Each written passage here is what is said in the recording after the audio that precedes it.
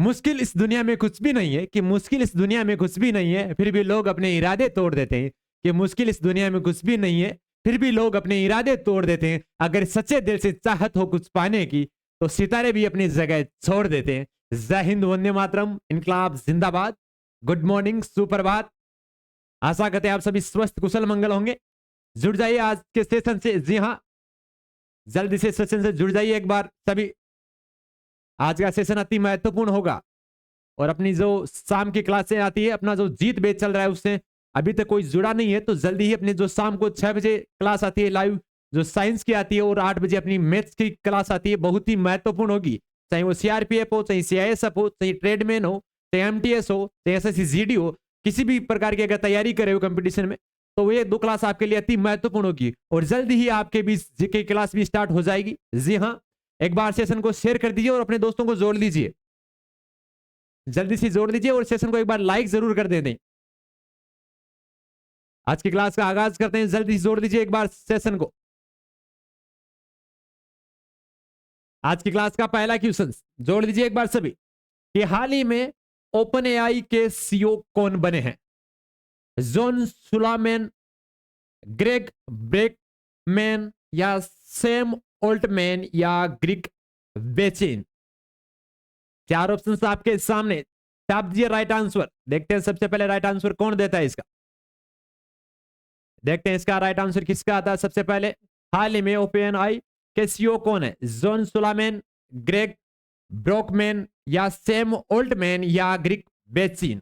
4 options आपके सामने, छाप दीजिए जल्दी से कमेंट सेशन में। देखते हैं सबसे पहले इसका राइट आंसर कौन देता है। और जो अभी तक नहीं जुड़े, एक बार सेशन को शेयर करके अपने साथी दोस्तों को सभी को जोड़ लीजिए एक बार, क्योंकि आज का सेशन अति महत्वपूर्ण होगा।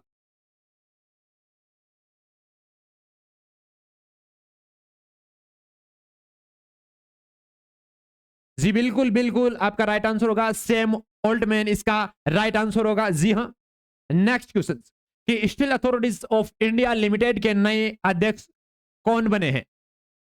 कि जो steel authority of India limited के नए अध्यक्ष कौन बने हैं? आपके सामने 4 ऑप्शंस, भानु प्रकाश, चंद्र प्रकाश, सूर्य प्रकाश, या अमरेंदु प्रकाश? अति महत्वपूर्ण क्वेश्चन सभी एग्जाम की दृष्टि से। जी हाँ, जुड़ जाइए अपने सेशन से एक बार। गुरुकुल आर्मी परिवार से आपकी तरफ से आप सभी का हार्दिक अभिनंदन। जुड़ जाइए एक बार, छाप दीजिए कमेंट सेक्शन में इसका राइट आंसर। जी बिल्कुल बिल्कुल, आपका राइट आंसर है। जी हाँ, Amrendu Prakash steel authorities of India limited के अध्यक्ष बने हैं। जी हाँ, नेक्स्ट क्वेश्चन, 2023 में तुर्की के राष्ट्रपति कौन बने? कि 2023 में जो तुर्की के राष्ट्रपति है, जो तुर्की में अभी चुनाव हुए थे राष्ट्रपति के, उस चुनाव में किसे विजेता घोषित किया है? रिसेप तैयप एर्दोगन, या सलीम, या अब्दुल समीर, या शेख हसीना जुल्फों वाले? 4 ऑप्शन आपके सामने, साफ दीजिए कमेंट सेशन में एकदम राइट आंसर।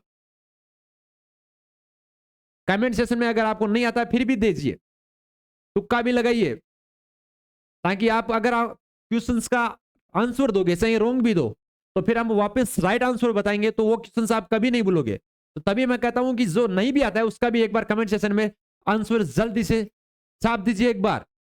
जी बिल्कुल, आपका राइट आंसर है। जी हाँ, रिसेप तैयप एर्दोगन इसका राइट आंसर है। जी हाँ, नेक्स्ट क्वेश्चन, अगला क्वेश्चन है कि हाल ही में बैलिस्टिक मिसाइल अग्नि फर्स्ट का परीक्षण कहां किया गया?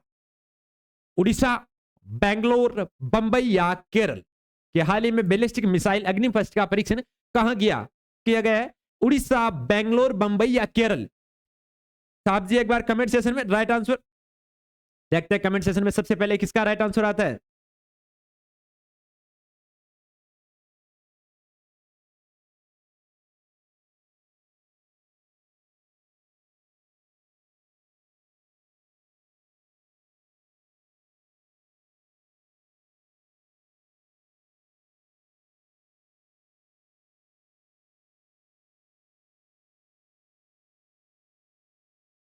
जी बिल्कुल, आपका राइट आंसर है। जी हाँ, उड़ीसा, एपीजे अब्दुल कलाम दूर है, उड़ीसा में इसका बैलिस्टिक मिसाइल अग्निफस्ट का परीक्षण किया गया था। जी हाँ, नेक्स्ट क्वेश्चन, कि भारत सरकार के आंकड़ों के अनुसार पिछले 5 वर्षों में, कि 5 वर्षों में स्टैंड अप इंडिया योजना में कितने रुपए खर्च हुए? कि पिछले 5 वर्षों के बारे में ये बात कर रहा है कि भारत सरकार के आंकड़ों के अनुसार 5 वर्षों में स्टैंड अप इंडिया योजना में कितने रुपए खर्च हुए। ठीक है, इसमें बताया गया है 21,480 करोड़, 22,400 करोड़ या 65,000 करोड़ या 25,586 करोड़। चार ऑप्शन आपके सामने, 21,480 करोड़, 22,400 करोड़ या 65,000 करोड़ या 25,586 करोड़। पिछले 5 वर्षों में जी हां, स्टैंड अप इंडिया योजना के तहत भारत सरकार के आंकड़ों के अनुसार 5 वर्षों में स्टैंड अप इंडिया योजना के तहत कितने रुपए का खर्चा हुआ है? छाप दीजिए एक बार कमेंट सेक्शन में जल्दी सी। जी बिल्कुल बिल्कुल आपका राइट आंसर है जी हां, 25,586 करोड़ रुपए का खर्चा हुआ है पिछले 5 वर्षों में। जी हां, नेक्स्ट क्वेश्चन कि डीएनए के एक खंड की लंबाई कितनी होती है? कि डीएनए के एक खंड की जो लंबाई होती है वह लंबाई कितनी होती है? जी हां, आपको सभी को पता होगा, जैसा कि अपनी साइंस की क्लास आप सभी रोज लेते हो, शाम को अपनी 6 बजे साइंस की क्लास आती है, तो उसमें आपको सभी को पता होगा।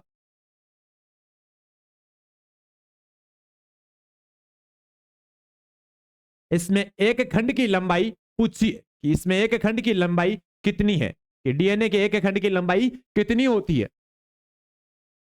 जिन्होंने शाम की क्लास ली है उसमें साफ से बताया गया था, पूरा डीएनए का वर्णन किया गया था।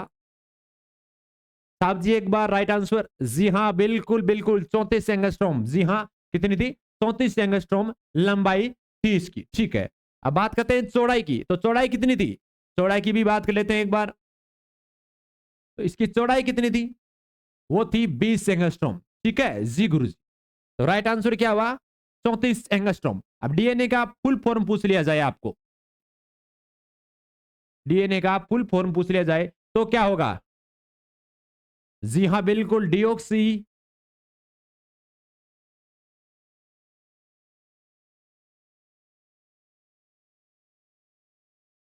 डिऑक्सी राइबोज न्यूक्लिक अम्ल, डिऑक्सी राइबोज न्यूक्लिक अम्ल। जी गुरु जी, ठीक है जी। नेक्स्ट क्वेश्चन, नेक्स्ट क्वेश्चन है कि केंद्रक का कार्य क्या होता है? कि केंद्रक होता है जो कोशिका के मध्य में स्थित भाग में होता है, उसका कार्य क्या होता है? रक्त का नियमन, ऑक्सीजन का नियमन या कोशिका की क्रियाओं का नियमन या इनमें से कोई नहीं। साफ दीजिए एक बार कमेंट सेक्शन में राइट आंसर। केंद्र का कार्य क्या होता है जो कोशिका के मध्य में स्थित होता है? जी बिल्कुल बिल्कुल राइट आंसर आपका ऑप्शन जी बिल्कुल, कोशिका की क्रियाओं का नियमन करना। जी हां, नेक्स्ट क्वेश्चन अगला है, मानव में गर्भकाल का समय क्या होता है? ठीक है, 270 से 280 दिन, 300 से 320 दिन या 220 से 240 या 235 से 245। जी हां, सामान्यतः मानव में गर्भकाल का समय 270 से 280, 300 से 320 या 220 से 240 या 235 से 245। छाप दीजिए एक बार कमेंट सेक्शन में राइट आंसर। जी बिल्कुल बिल्कुल आपका राइट आंसर है। जी हां, 270 से 280 दिन इसका राइट आंसर है। जी हां, नेक्स्ट क्वेश्चन है, अगला क्वेश्चन है कि कोशिका का निर्जीव भाग, कि कोशिका का जो निर्जीव भाग है वह कौन सा है? लाइसोसोम, केंद्रक झिल्ली, माइटोकॉन्ड्रिया या कोशिका भित्ति।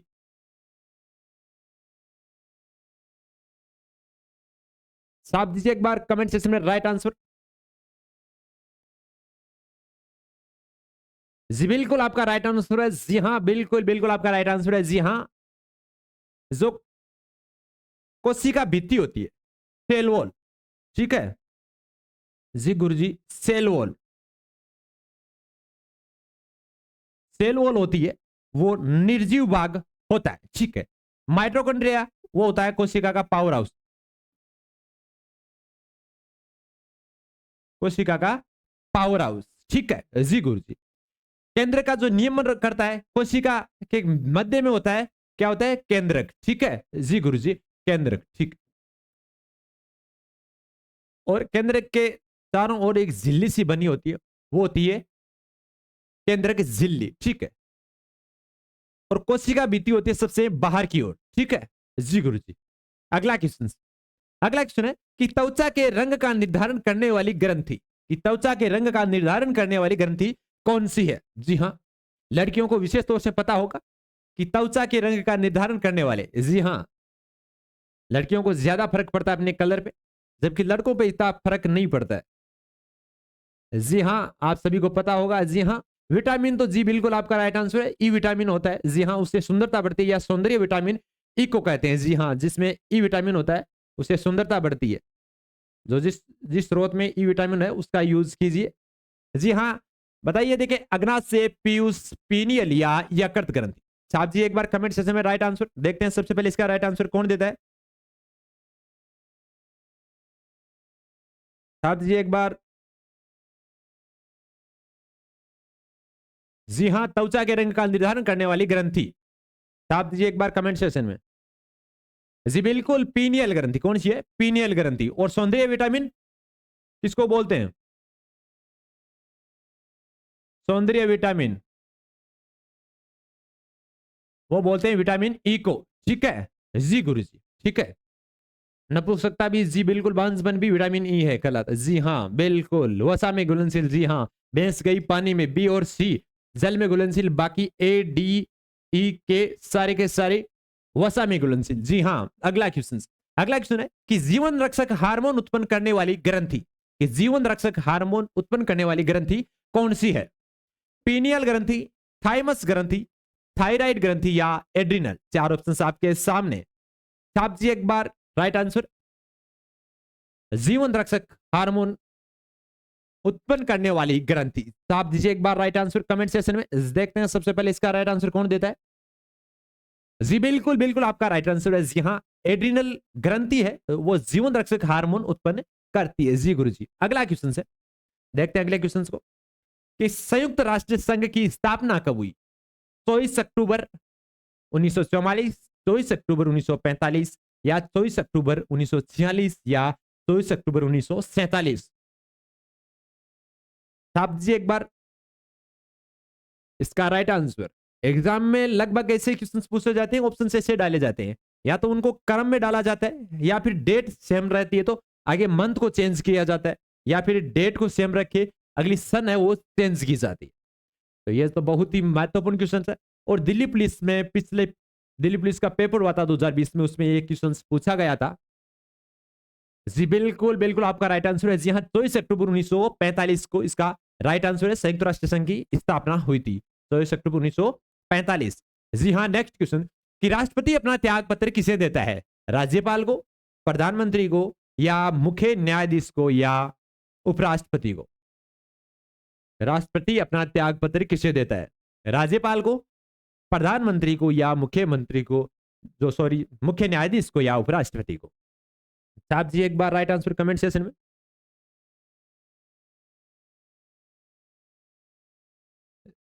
जी बिल्कुल, आपका राइट आंसर है। जी हाँ बिल्कुल बिल्कुल, उपराष्ट्रपति को। किसको देता है? उपराष्ट्रपति को अपना त्याग पत्र देता है। जी हाँ बिल्कुल। नेक्स्ट क्वेश्चन, कि 3 बीघा गलियारा, कि कौन सा है? 3 बीघा गलियारा किन दो देशों को जोड़ता है? भारत नेपाल, भारत श्रीलंका, या भारत अफ्रीका, या भारत बांग्लादेश? आप दीजिए एक बार कमेंट सेशन में राइट आंसर।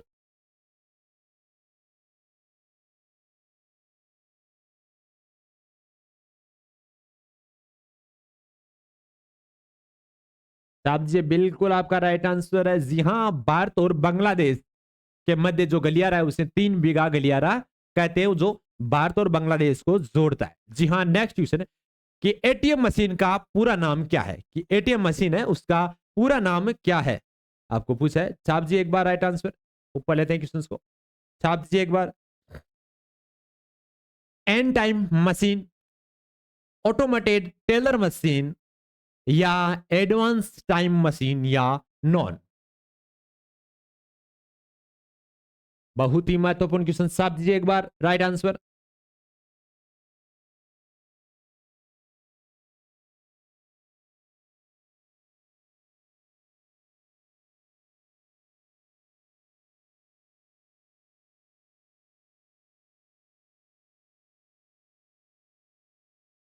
जी बिल्कुल बिल्कुल आपका राइट आंसर है जी हाँ, ऑटोमेटिक टेलर मशीन इसका राइट आंसर है। Automated teller machine ATM machine का पूरा नाम है। जी हाँ, वन रक्षक भर्ती में ये पूछा गया क्वेश्चन से। जी हाँ, छाप लीजिए जो क्वेश्चन आपको अच्छा लगे वो एक बार छाप लीजिए, जो आपको नहीं आता हो।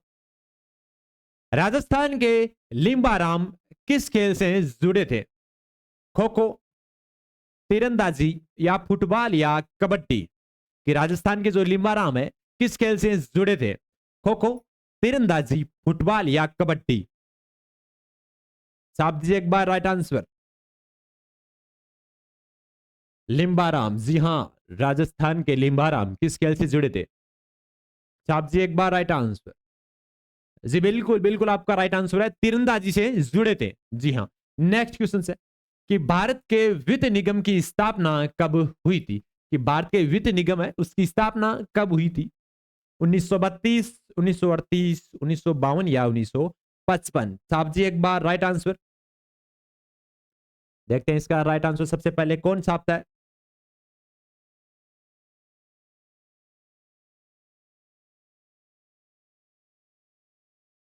देखते हैं, बिल्कुल छाप दीजिए एक बार राइट आंसर।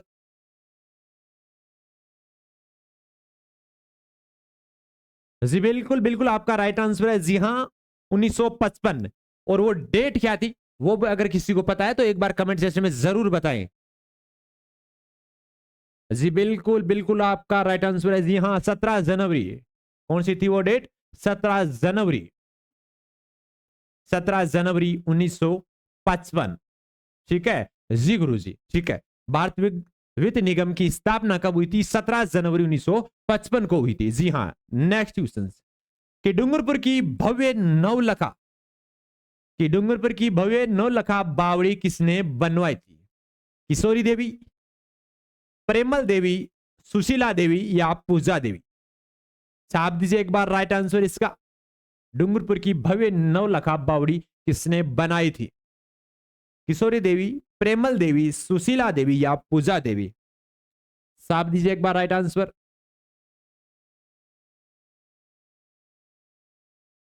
जी बिल्कुल बिल्कुल राइट आंसर है। जी हाँ, प्रेमल देवी। जी हाँ, प्रेमल देवी इसका राइट आंसर है। जी हाँ।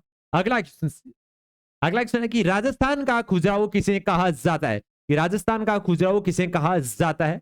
आज के जो सारे क्वेश्चन है वो अति महत्वपूर्ण है और जो एग्जाम में लगभग पूछे गए वही क्वेश्चन आज आपके बीच में लाए गए हैं कि ऐसे ऐसे पैटर्न था, चाहे वो एसएससी जीडी का हो, चाहे सीआरपीएफ का हो, चाहे दिल्ली पुलिस का हो, चाहे एसएससी एमटीएस का हो, बेस यही रहता है। जी हाँ।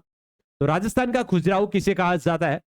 सास बहु मंदिर को, किराड़ू मंदिर को, खाटू श्याम जी मंदिर को या ब्रह्मा मंदिर को? छाप दीजिए एक बार राइट आंसर। देखते हैं इसका सबसे पहले राइट आंसर कौन देता है। देखते हैं जी बिल्कुल छाप दीजिए एक बार। देखते हैं, बहुत ही महत्वपूर्ण क्वेश्चन है। देखते हैं इसका राइट आंसर कौन देता है।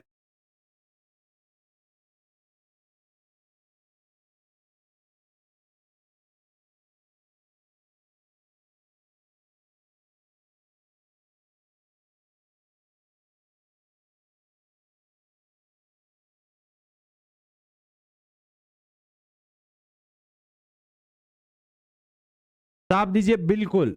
इसका राइट आंसर, राजस्थान के खजुराहो को किसे कहा जाता है?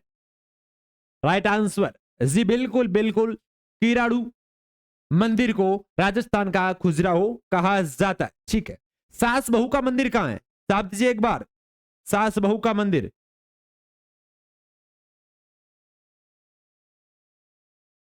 सास बहू का मंदिर कहां है? जी बिल्कुल आपका राइट आंसर है। जी हाँ, उदयपुर में। जी हाँ, सास बहू का मंदिर कहां है? उदयपुर में। और उदयपुर में और क्या है? पिछोला झील। बहुत बार पूछा जाता है कि पिछोला झील कहां है? उदयपुर में। जी हाँ। एक सहेलियों की बाड़ी, वो भी कहां है? वो भी उदयपुर में।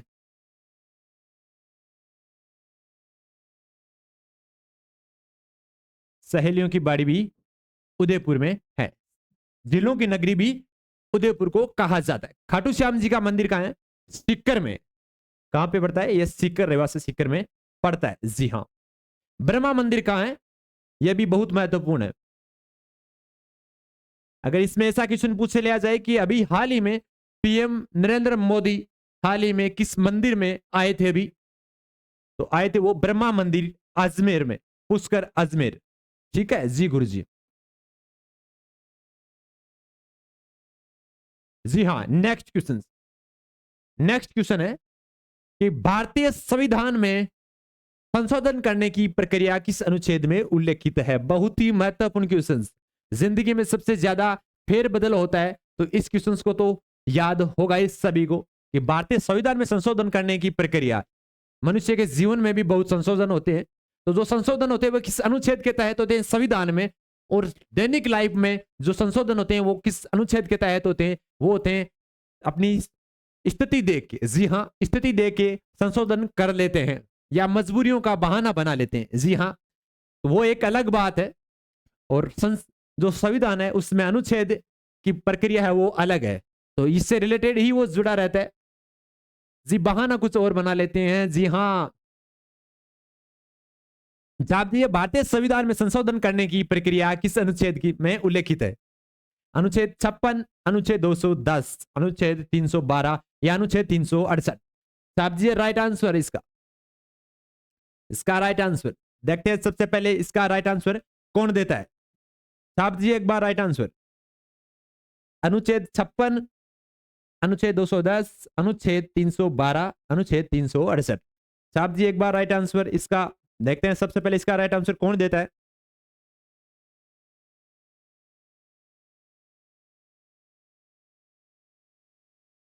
देखते हैं इसका राइट आंसर सिर्फ देखते हैं। साहब जी एक बार राइट आंसर।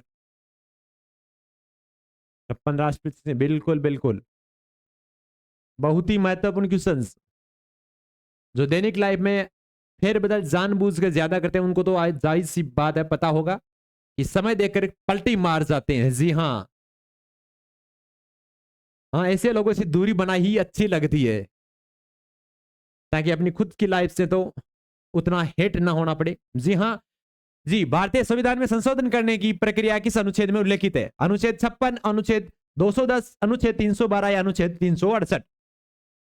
जी बिल्कुल बिल्कुल, अभी लाइव 368 के तहत हो रखी है। जैसे अनुच्छेद 368 होता है वैसी हो रखी है। तो कभी भी बोलते हैं, ये कहावत भी होती है कि अभी लाइफ है जो 368 के तहत या 68 जैसी हो रही है। तो भारतीय संविधान में संशोधन करने की प्रक्रिया अनुच्छेद 368 में उल्लेखित है। ठीक है जी हाँ, आज इसी के साथ आपसे इजाजत चाहते हैं। और आज के जो क्वेश्चंस थे वो एक बार रफ कॉपी या फिर कॉपी में नोट कर लीजिए, क्योंकि ये सारे क्वेश्चंस है जो एग्जाम में आए गए हैं, पूछे गए हैं। जी हाँ, और जो अपनी शाम की जीत बैच है, जो दिल्ली पुलिस का जीत बैच चल रहा है, उससे अगर अभी भी नहीं जुड़े हो तो जो शाम को 6 बजे अपनी साइंस की क्लास आती है जीएस की, और जो 8 बजे अपनी मैथ्स की क्लास आती है, उससे एक बार सभी बच्चे जुड़ जाइए, वो अति महत्वपूर्ण होगी। जी हाँ, अपनी गुरुकुल आर्मी टीम में बड़ी कड़ी मेहनत करके ये आपके बीच में कंटेंट लाती है, जो शायद आने वाले एग्जाम की दृष्टि से अति महत्वपूर्ण है।